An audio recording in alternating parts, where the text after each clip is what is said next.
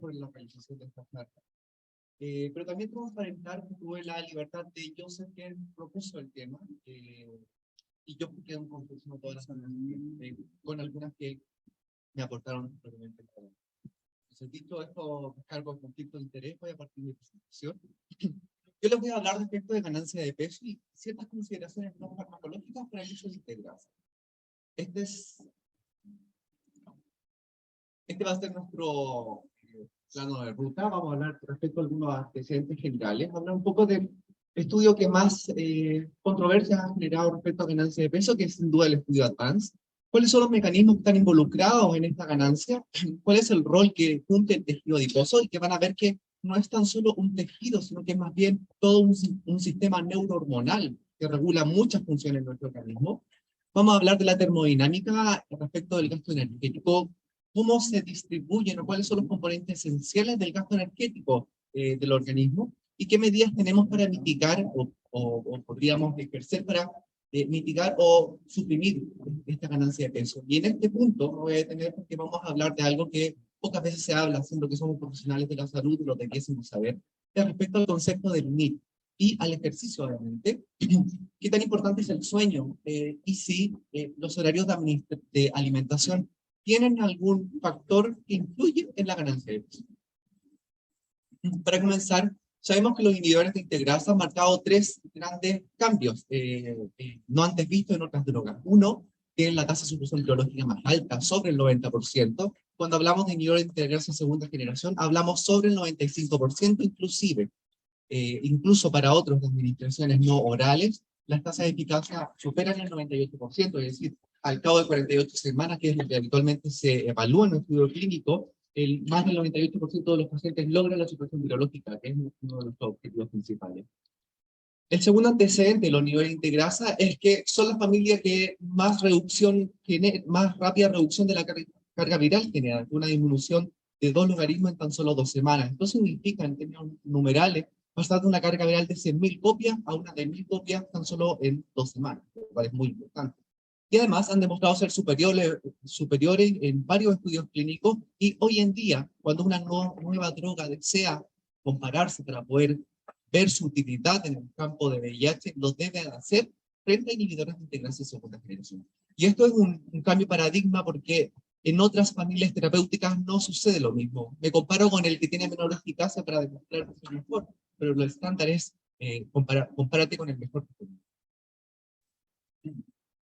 Tienen además un perfil de seguridad favorable con bajas tasas de complicación por efectos adversos, lo que lo constituyen como una de las pruebas de elección de inicio de tratamiento anterior.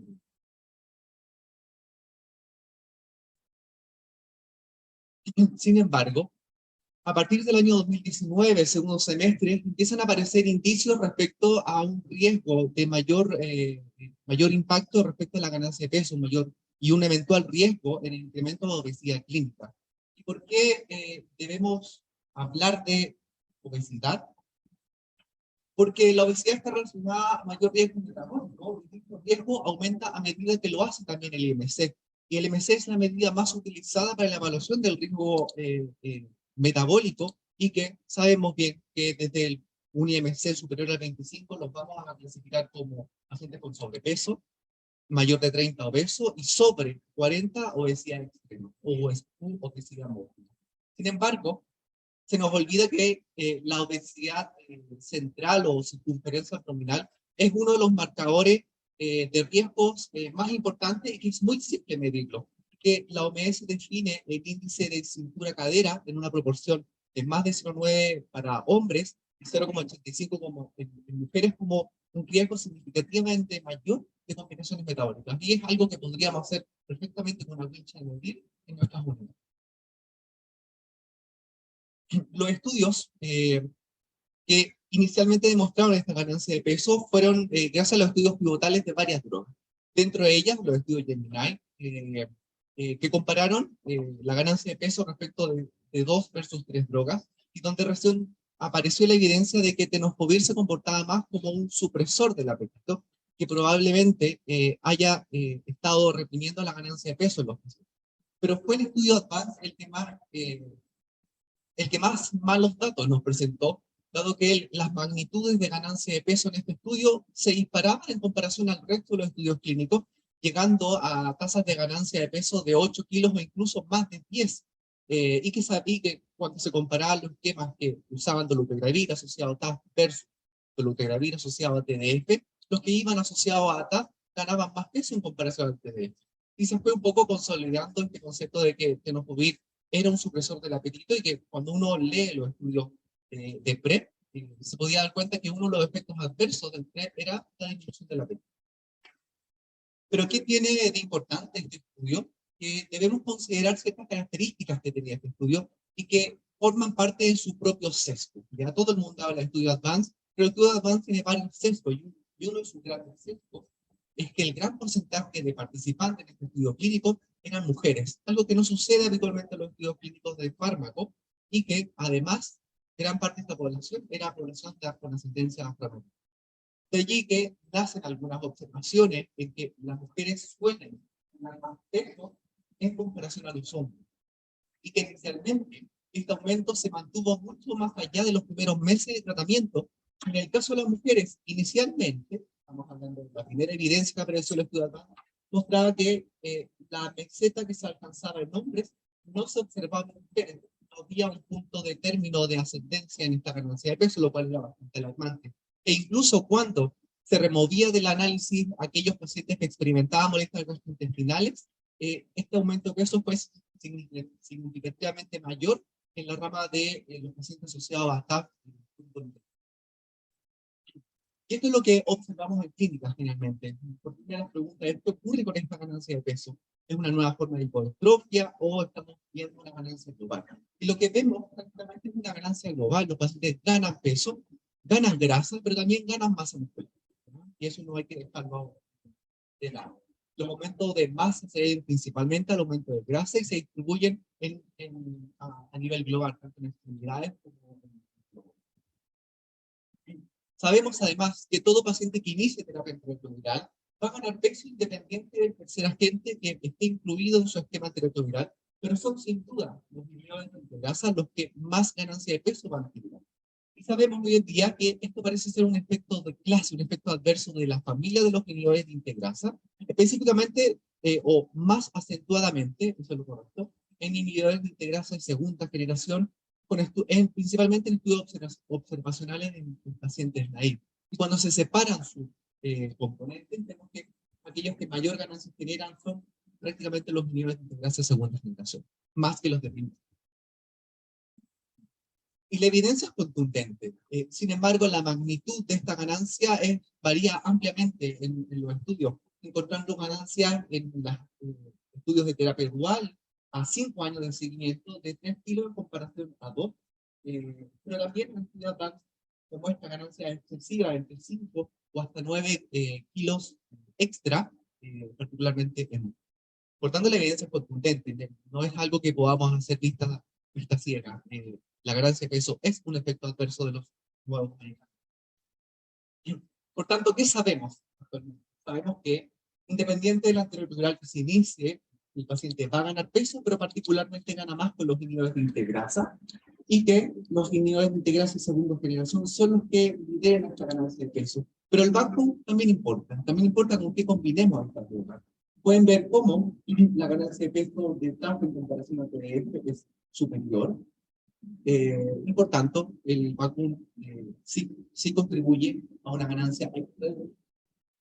¿Y qué evidencias hay en switch? Porque hemos hablado de pacientes naive y que aumentan de 3 hasta 9 o más kilos, pero la verdad es que la ganancia que ocurre en switch de terapia ocurre también, pero su magnitud suele ser menor. Ya pueden ver las ganancias medianas que fluctúan entre los 0,82 kilos hasta los 2,2 kilos. ¿Ya? Es menor que en inicio, pero igualmente grande.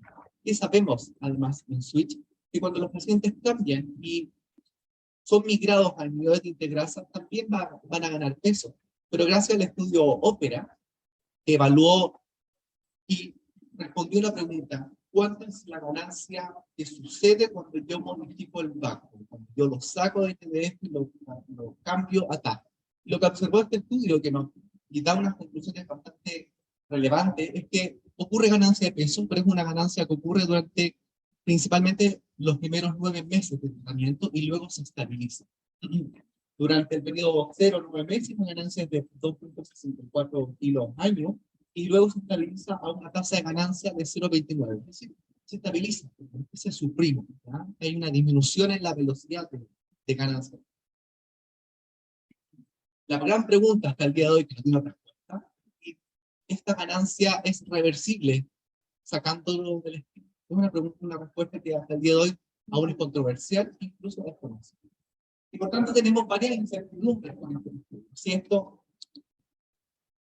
en esta ganancia de peso incluye el estado basal de obesidad, ¿por qué afecta más a mujeres en comparación a los hombres?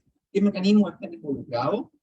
Si es que corresponde a una ganancia global o segmentaria, que ya lo entendimos, y si es una nueva forma del pluriprofio. Y vamos a ir respondiendo parte de estas preguntas a lo largo de la presentación.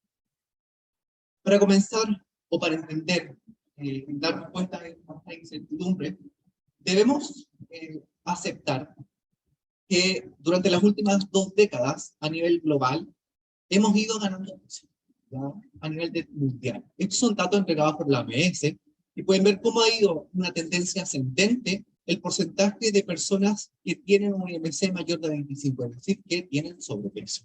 Y eso ha ido aumentando a lo largo de las últimas 2 décadas, y en estudios poblacionales en Estados Unidos se ha evidenciado que el peso promedio de mujeres durante el periodo de los años 90 hasta el año 2008 aumentó un 14%, y el peso promedio de los hombres aumentó un 12%. Por tanto, parece ser que la ganancia de peso ocurre a nivel global, no ocurre a todos. Sabemos además que la mayor parte de los pacientes que viven con VIH aumentan de peso después de comenzar la TAR, y que algunas de las cuales a menudo se atribuye a este retorno a la salud. El problema es que cuando comparamos dicha ganancia con cohortes en población negativa, vemos que al inicio son cohortes de seguimiento con N bastante relevante pacientes. Pueden ver que los pacientes que viven con VIH tienen un IMC menor al inicio del tratamiento, pero que se incrementa a una velocidad 3 veces más rápida que la ganancia de peso que experimenta la población VIH negativa. Y que al cabo de 12 años, la población que vive con VIH alcanza IMC similares a la población. ¿Cuáles son los últimos datos del estudio Advance? Estos fueron entregados en el Congreso de este año. Es la data a más de 5 años de seguimiento, como a 192, y ahí ya perdí cuántos, creo que son casi 60 años. Y vamos a evaluar los datos de ganancia de peso. Ver que la ganancia a 192 semanas de un esquema basado en TAF con dolutegravir es de aproximadamente 9 kilos en promedio. Esto es agrupando la ganancia promedio de hombres y mujeres, y de 5 kilos para dolutegravir asociado a PMS. Pero algo relevante, tienen el porcentaje de obesidad de mujeres en el estudio: 43% para la rama de TAF dolutegravir versus 27% para la rama de TDF. Y que finalmente esa meseta que no se observaba al inicio del tratamiento, hoy día sí la estamos observando, pero ocurre bien tardíamente, entre la semana 144 y la semana 196. Ahí recién se alcanza a observar una primera estabilización en dicha ganancia. ¿Qué problemas trae esta ganancia? Que a medida que ganamos más peso, aumenta nuestro riesgo de obesidad clínica. Y se ha visto que las mujeres tienen el doble, incluso más del doble de riesgo de obesidad, de presentar un IMC mayor de 30 en su obesidad, en comparación a los hombres. En términos numéricos, perdón, los pacientes que reciben TAF asociados al dolutegravir tienen 3 veces más riesgo de presentar obesidad clínica, y además síndrome metabólico en un 15%, un riesgo de desarrollar síndrome metabólico mucho mayor en mujeres también. Lamentable, pareciera que en los estudios las mujeres están perdiendo siempre, pero no perder la perspectiva de las características de la población del estudio Advance, ya que constituyen también los factores de tiempo para ganancia de peso. ¿Qué sabemos entonces? Sabemos que en un estado inicial, un paciente que recién se diagnostica está en un estado hipermetabólico, por tanto, una vez iniciado el tratamiento antiretroviral, va a retornar a la salud, pero lo va a hacer a través de la ganancia de peso, que la mayoría de los contado, 3 veces más rápida que lo que gana la población ya a través del tiempo.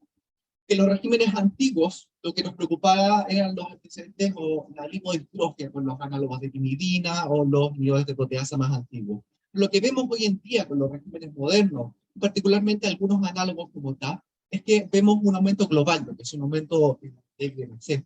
Pero una perspectiva que no hay que olvidar, que nos movemos en un ambiente de basta con ir a cualquier lado si uno quiere comprar algo para saciar el apetito, que es el hambre subjetivo, hay solo carbohidratos. Vivimos en un ambiente mesogénico muy sedentario, por tanto es un antecedente importante. ¿Cuáles son los mecanismos que están involucrados en esta ganancia de peso? Alteraciones en el tejido adiposo, particularmente en el incremento de la fibrosis del tejido. Y que se ha visto que en estudios histológicos los adipocitos blancos se hipertrofian, tienden a ganar y a incluir más ácidos grasos en su interior y genera esta hipertrofia, que va a generar esta ganancia global y este aumento en los riesgos de presentar otras comorbilidades. ¿Cuál sería el target farmacológico de por qué se está produciendo esta hipertrofia del adipocito? Porque hay fibrosis en este tejido. Una de las teorías es una eventual toxicidad mitocondrial provocada por los microbios. Esto se ha estudiado en cultivos celulares, y se han expuesto cultivos celulares a retrovirales que se ha medido el grado de especie reactiva de oxígeno o de DNA mitocondrial. Se ha visto que estas drogas aumentan la expresión de toxicidad mitocondrial.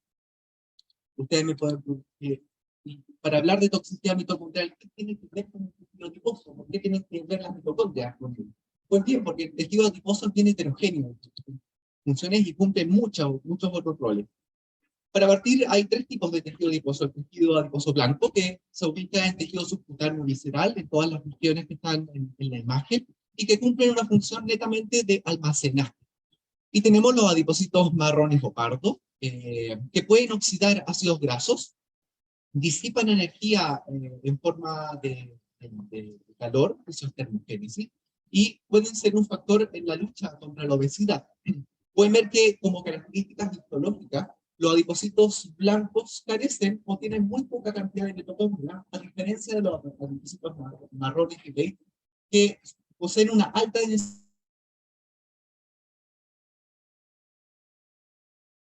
y permitir disipar esta energía en forma de calor. Como datos tecnológicos, las mujeres poseen mayor tejido adiposo que los hombres, incluido este tejido adiposo marrón. Y que en ellas, este tejido tiene mayor actividad metabólica en comparación a los hombres. Y se cuestiona cuál sería el rol que tiene este tejido en la ganancia de peso, porque las mujeres son las que más se han visto afectadas. Entonces tenemos la siguiente hipótesis, que esta alteración en los adipocitos marrones o pardos, consecuentemente en los blancos, como una recapitulación, tiene un impacto en el gasto energético y por tanto en el aumento de peso. Sabemos, a través de estos estudios in vitro, que ocurre una disfunción mitocondrial.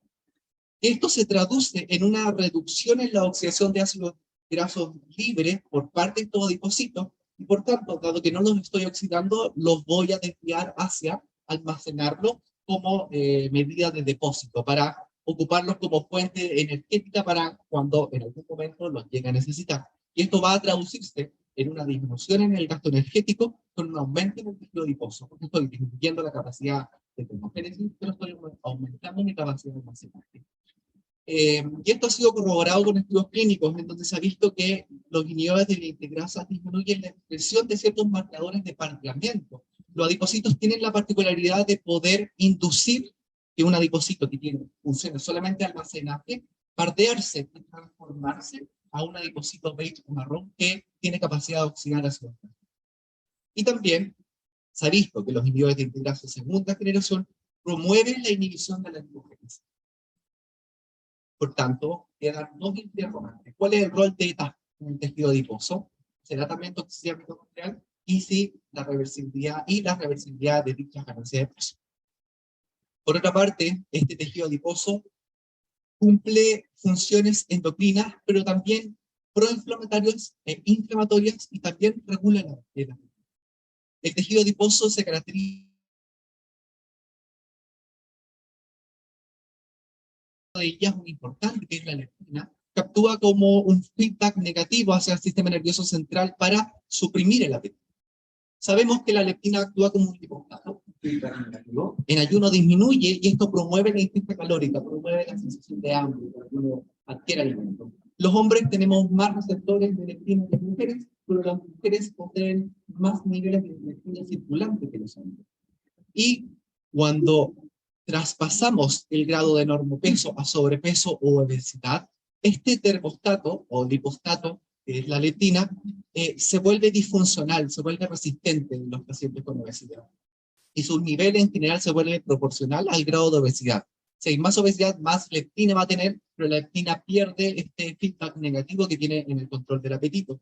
Por tanto, hay interrogantes respecto a este punto, y es que esta reversibilidad que tanto esperamos, si ya es difícil en un paciente normopeso, ¿cómo va a ser en un paciente con sobrepeso, obesidad, en donde los mecanismos fisiológicos de regulación del apetito son disfuncionales? Y hemos visto, también a nivel de cultivos celulares, que los inhibidores de integrasa son capaces de reducir la expresión de leptina.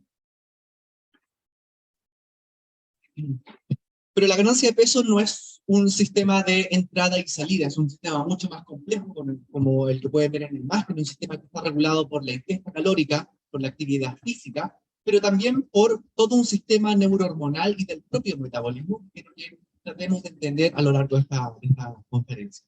Hay ciertos factores de riesgo que ya les he hablado, algunos de ellos.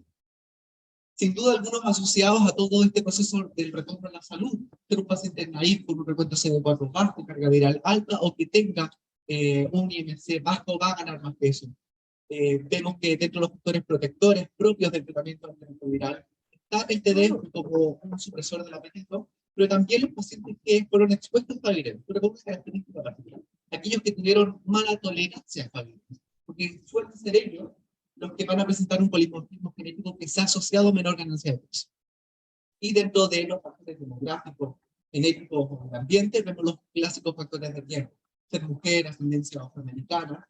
Y para algunos autores, el tener malos genes son aquellos que regulan el calor. Y llego a este punto que quizás va a ser un poco complejo de explicar. Existe una proteína que se llama proteína desacopladora 1, que se expresa principalmente en tejido adiposo pardo y actúa en la termogénesis adaptativa, la regula. Regula el gasto energético porque promueve el pardeamiento de estos adipocitos, de transformarse en algo que solo almacena, algo que sea capaz de oxidar ácidos grasos libres y que genera protección frente al estrés oxidativo. En la imagen a su derecha pueden observar una mitocondria en su interior y cómo funciona la cadena de transporte de electrones. Espero que me vayan a entender esta explicación. Cuando en el interior de la célula nosotros generamos respiración, va a ocurrir un gradiente de protones que se van a mover a través de la cadena de transporte de electrones que está conformado por 4 complejos, y gracias a este gradiente de protones, la ATP sintetasa es capaz de transformar ATP, que es nuestra fuente de energía básica, y luego a través de una proteína, la proteína acopladora 1, va a desacoplar este sistema para volver a recuperar la homeostasis del sistema y lo va a liberar en forma de calor. Recientemente se publicó un artículo de relevancia mayor en una revista científica de mucha relevancia y que ha documentado en este estudio y en previos que tiene el autor principal que dolutegravir se asocia a una pérdida en la expresión de esta proteína en adipocitos marrones pardos, prácticamente un 90% de reducción, y que además se reduce, inhibe uno de los complejos de la cadena transportadora electrónica, el complejo 4, y de una enzima glucolítica clave. Y que bloquea, además de ser capaz de bloquear el receptor de estrógeno, lo cual, considerando cómo funciona esta cadena de transporte electrónico, se traduce en una disfunción mitocondrial y una menor producción de glucosa estimulada por insulina. ¿Por qué no es una lipodistrofia? Porque el mecanismo molecular asociado a la lipodistrofia era el bloqueo de toda esta cadena de transporte electrónico. Lo que se está observando con ello es que si bien hay una disfunción mitocondrial, no es una alteración en toda la cadena de transporte electrónico, sino que el bloqueo específicamente de uno de estos. Pero el mecanismo principal y que postula es esta proteína. Sabemos que durante el parteamiento, esta proteína debe expresarse en mitocondrias y activarse, mientras que para promover el blanqueamiento, que es transformar el a blanco, necesita perder entonces. Este proceso de regulación del parteamiento, del blanqueamiento, también está regulado por otros factores externos, como por ejemplo las proteínas proinflamatorias. Y como dato, los pacientes obesos se caracterizan por presentar mayores niveles circulantes de interleuquina 6. Es una de sus características básicas. Y adicionalmente, no olvidar que los estrógenos promueven la diferenciación de los adipocitos marrones, mientras que suprimen la diferenciación hacia el blanqueamiento. Entonces tenemos que los inhibidores de integrasa segunda generación, lo que generan es una hipoxia, que se traduce en un aumento en la fibrosis del tejido adiposo, y que va a reducir el pardeamiento de esto. La inhibición de la hipoxia da como resultado una reducción de la fibrosis y un aumento en la capacidad de crecimiento de los adipocitos blancos, que es esta hipertrofia, que es este adipocito que tiene más tamaño. Y la gran pregunta es, ¿esta reversibilidad podría ser? Y la verdad que hay harta incertidumbre, particularmente en aquellos pacientes que tienen ganancias excesivas de peso, mayores al 10% de su basal, y en usuarios que migran a grados de obesidad mayores, que migran de sobrepeso a obeso, o de obeso a obesidad extrema.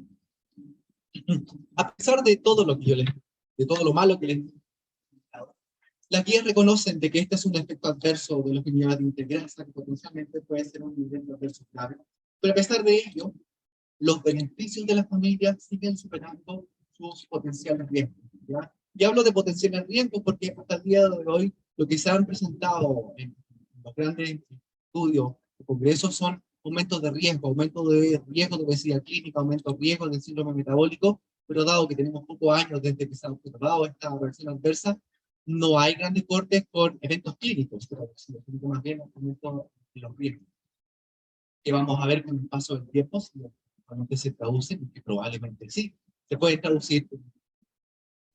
Entonces la gran pregunta es cómo podríamos manejar este exceso,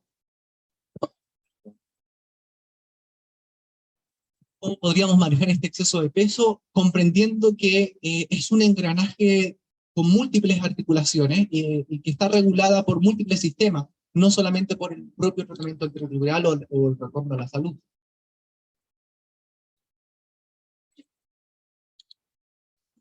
Para comprender, hay que darle una mirada termodinámica a lo que entendemos como gasto energético.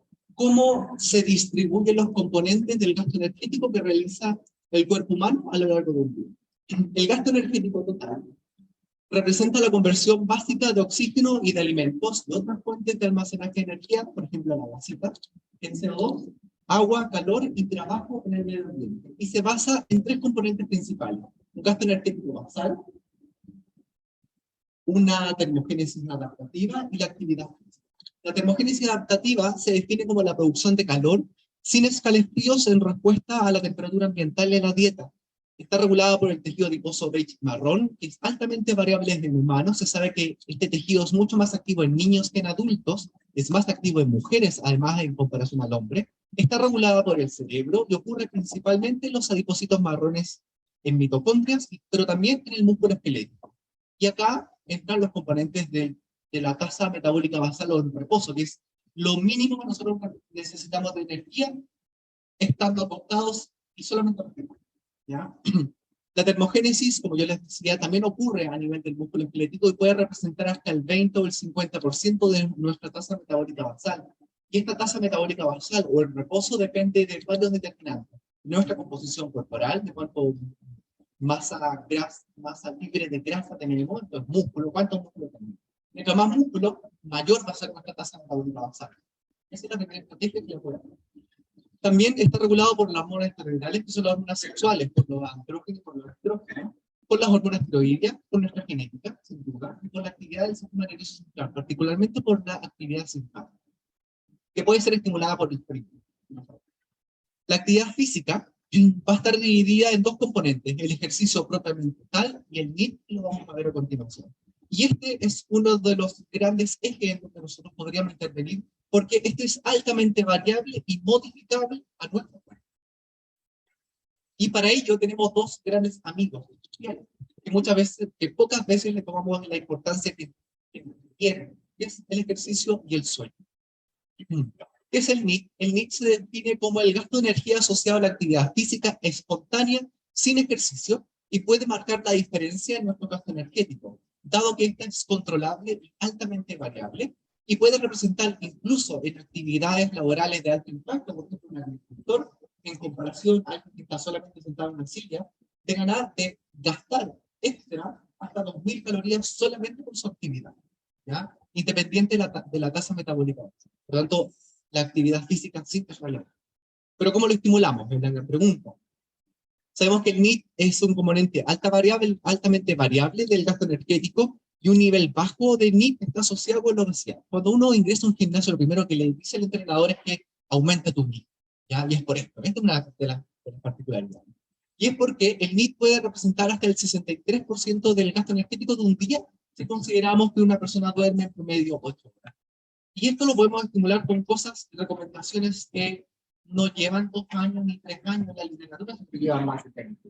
Caminar al menos 30 minutos al día, esto se traduce en al menos 10.000 pasos, subir escaleras, a realizar las labores del hogar, y las podemos incluso medir con los podómetros que miden la cantidad de pasos en el día. Los celulares hoy en día, todos los celulares, los smartphones, pueden medir la cantidad de pasos al día, incluso si uno es más sofisticado, puede tener ciertas aplicaciones en el celular que regula y hace una coordinación entre la frecuencia cardíaca y los pasos que calcula más o menos cuánto es tu gasto energético durante el día. Y esto puede influir en la pérdida de grasa, dado que el NIT, como les decía, es lo que va a marcar la diferencia entre un no sedentario y una persona sedentaria. Entonces, hablemos de sueño y de ejercicio. Una estrategia es el sueño justamente. Este es un estudio muy bien diseñado, se llevó a cabo en laboratorios de sueño con temperatura controlada y y tuvo como objetivo investigar el efecto de la restricción del sueño con o sin ejercicios de intervalos de alta actividad. Simplemente denominados HIIT. El HIIT son ejercicios de corta duración, 20 minutos máximo, pero con fluctuaciones en la tasa de frecuencia cardiovascular, ¿ya? Por eso se llaman ejercicios de alta intensidad. Cortitos, pero intensos. Se reclutó un total de 24 pacientes que fueron monitoreados en todo momento a lo largo del estudio. Tuvieron 2 noches de sueño controlado, los primeros 2, y luego 5 noches de intervención en donde a un grupo no se le restringió el sueño, a un segundo grupo tuvo restricción del sueño, y un tercero tuvo restricción del sueño, pero incorporó ejercicios de alta intensidad. Si yo preguntase acá, ¿quién duerme 8 horas? ¿Cuántos de ustedes duermen? Yo no. Poquitos. Poquito, 1, 2, 3. 3 de 50. Muy poco, ¿cierto? Por eso creo que es una estrategia importante. Yo duermo en promedio 5 horas y media, 6 horas. Entonces, a lo largo de este periodo de intervención se realizaron biopsias musculares para evaluar el grado de destrucción o ganancia de síntesis proteica y se intentó responder las siguientes preguntas, ¿sí? La falta de sueño afecta negativamente la ganancia muscular, la ganancia de masa muscular, y cómo influye el ejercicio en dicho contexto, es decir, en la restricción de sueño. Estos son los datos basales de los pacientes, son pacientes jóvenes, la verdad, un IMC normal extremo, ¿ya? Normal alto. ¿Qué observaron? Observaron que el grupo con restricción de sueño, tuvo un 20% menos síntesis de proteínas comparados con los otros dos grupos, pero que el grupo que tuvo restricción de sueño, pero se le incorporaron estos ejercicios de alta intensidad, mantuvo la tasa de sirve como freno a la pérdida de ganancia de muscular. Y esto lo sabemos porque la interrupción del ciclo circadiano en el músculo esquelético produce un cambio en la utilización de sustratos hacia la oxidación de lípidos, mientras que reduce la oxidación de carbohidratos. La mayor metabolización de carbohidratos fisiológicamente está dado en el horario matutino. Y si hay fármacos que funcionan mejor dependiendo de los horarios de administración, eso es clorofarmacia, es bastante plausible creer que ciertos procesos naturales de nuestro organismo también tienen horarios biológicos, en los cuales su funcionamiento es mucho más óptimo. ¿En qué se traduce cuando hay restricción de sueño esto? Se traducen en consecuencias metabólicas a nivel muscular, una reducción en la captación de glucosa por el músculo, una ineficiencia metabólica, dado que el mejor sustrato energético suelen ser la glucosa, pero acá estamos oxidando ácidos grasos. Y además, una disintonía del metabolismo que se produce hiperglicemias en ayuno. Dentro de las conclusiones, los autores postulan que el descanso insuficiente y la poca calidad y la poca calidad dificulta la síntesis proteica y por lo tanto también la ganancia de masa muscular, que es algo bastante sabio, pero que sin embargo la síntesis proteica se reduce de forma aguda por la restricción de sueño, pero podría conservarse al realizar ejercicios de alta intensidad. Y que estos ejercicios posteriores a una restricción de sueño reduce el impacto negativo que tiene la restricción. Y hay varias consideraciones no farmacológicas para tener un sueño reparador, que ojalá solemos tener trabajos los cuales nos vemos la luz del día. La luz del día es saludable, uno debe solar, limitar la actividad con luz artificial, no tener, no sé, ustedes tendrán televisor en su dormitorio, eso es lo pésimo, no tener artefactos tecnológicos, ni estar conectado al celular. Hay radiación incluso por parte de esto, que van a alterar nuestro ciclo circadiano y nuestro buen descanso. La segunda intervención podría ser preguntarnos si los horarios de alimentación son determinantes en la pérdida de peso. Dado que hay varias estructuras de no come todo en la mañana, todo en mediodía, y vas a sentir mayor saciedad. Pues bien, yo busqué estudios randomizados porque eso es uno de los de las evidencias. Y encontré que me pareció interesante. Un estudio randomizado que incluyó jóvenes con obesidad en 3 grupos y con 3 pautas de administración de alimentos a un grupo de ayuno intermitente, una alimentación predominantemente durante las mañanas, un grupo B también con ayuno intermitente de 18 horas, un ayuno bastante, con una alimentación más focalizada durante las tardes y un grupo control. ¿Cuál es la característica importante de este estudio? Que no hubo restricción calórica. Ya los pacientes podían comer lo que clásicamente comían durante un día y lo que se iba a evaluar era el efecto del ayuno respecto de la saciedad. Y se midieron varios parámetros biomédicos, presión arterial, glicemia, los niveles de leptina, se evaluó la saciedad y los cambios en la composición corporal e incluso de hormonas. ¿Cuáles son las características basales de estos pacientes? Estos pacientes eran jóvenes, pero eran obesos. Vean con IMC basales de 27.8, casi no obesidad mórbida. ¿Cuáles son sus resultados? Tanto el ayuno intermitente, concentrando la alimentación en horario matutino o en horario durante la tarde, produjeron una mayor reducción de peso en comparación al control. Pueden ver acá en esta gráfica, una reducción de 3.7 para el grupo PM y 4.6 para el grupo AM. Hubo pérdida de masa grasa en ambos grupos de intervención con ayuno intermitente, y pese a que el grupo matutino perdió más, no fue significativo, ¿ya? Es algo importante. Hay mayor reducción de masa grasa visceral a la semana 8 en comparación a los grupos control, y midieron la circunferencia, el promedio de disminución de la circunferencia abdominal, y que aumentó tanto en la semana 4 como en la semana 8. Es importante sí recalcar que es reconocido del ayuno intermitente una mayor y significativa reducción de la masa libre de grasa, que se podría traducir como músculo. Sin embargo, los estudios son de corta duración. Hay que entender que esto puede explicarse por cambios en el estado de hidratación. El músculo retiene agua, el glucógeno también retiene agua. Y en general lo que uno tiende a perder durante las primeras semanas de un plan de técnico suele ser agua, más que grasa, ¿ya? Acá en este estudio demostró que sí se pierde grasa. El ayuno intermitente en ambos grupos logra una menor ingesta calórica que el grupo control.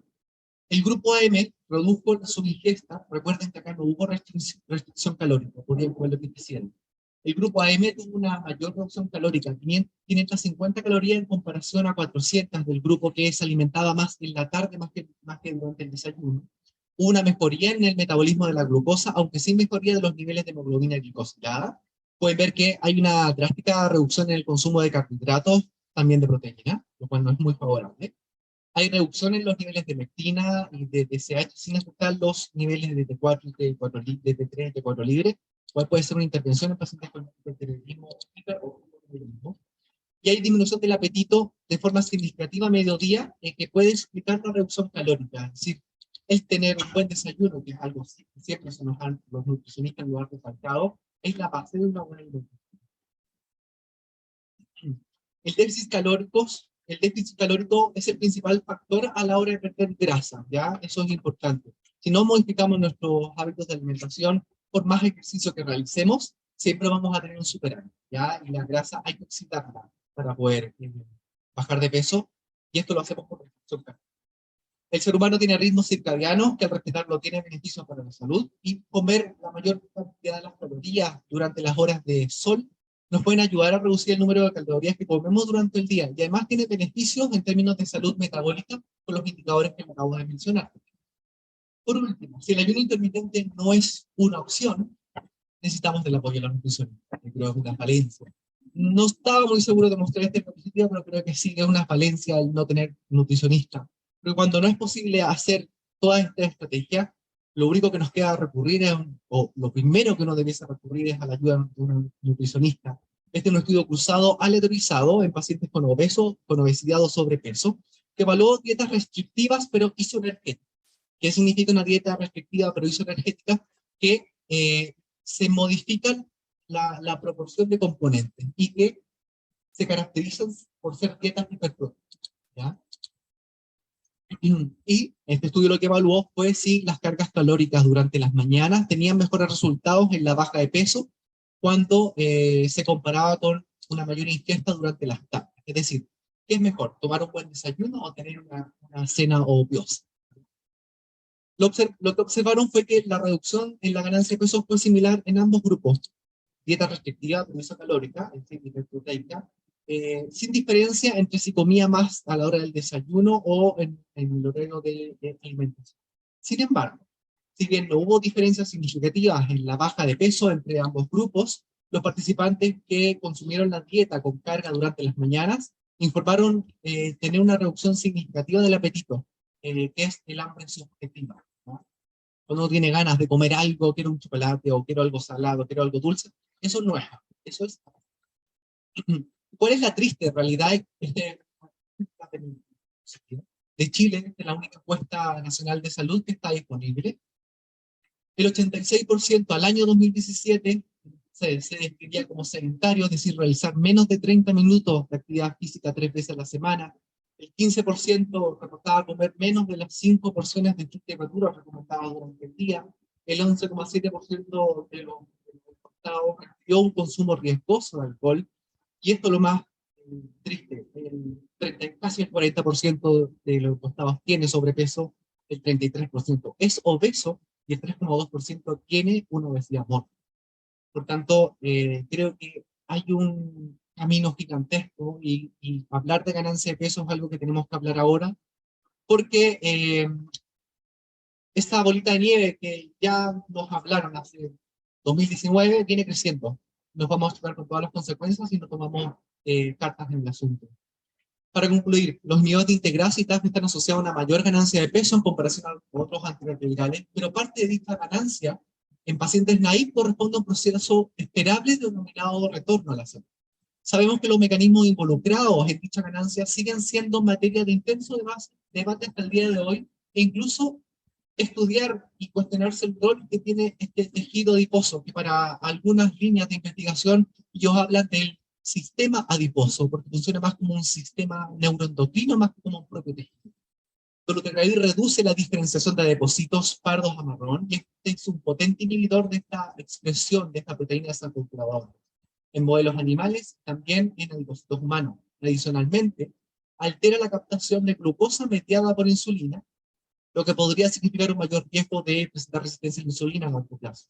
La reversibilidad, de acuerdo a la evidencia, sigue siendo controversial y posiblemente aún más difícil en aquellos que tienen ganancias excesivas mayores del 10% o que han migrado a estados superiores de obesidad. Las estrategias no farmacológicas son relevantes para mitigar o disminuir la ganancia de peso. La falta de sueño es un factor negativo para la ganancia de masa muscular, Sabemos que mientras más ganancias de masa muscular es algo que debemos incentivar al paciente, ejercicio de resistencia, porque ya saben que la tasa metabólica basal depende en gran parte de la cantidad de músculo corporal. El NEAT es un factor esencial y controlable para la regulación del peso. Los ejercicios de alta intensidad pueden contrarrestar la pérdida de masa muscular cuando tenemos restricción de sueño. El ayuno intermitente sin restricción calórica, con concentración de calorías durante las mañanas, es decir, durante el desayuno, logra una mayor disminución de la grasa corporal total y visceral, pero con pérdidas de masa muscular. Entre paréntesis, está el debate si esto es una pérdida o una desregulación del balance hidroelectrolítico o por pérdida de glucógeno y que por tanto hay menos retención de agua por parte del músculo. Y por último, que algo que todo el nutricionista siempre nos ha recomendado, que comer la mayor cantidad de calorías durante el día, es decir, el desayuno, ayuda a reducir el número de calorías que comemos durante el resto del día, a reducir el hambre, tanto biológico como el apetito, que es más emocional. Muchas gracias.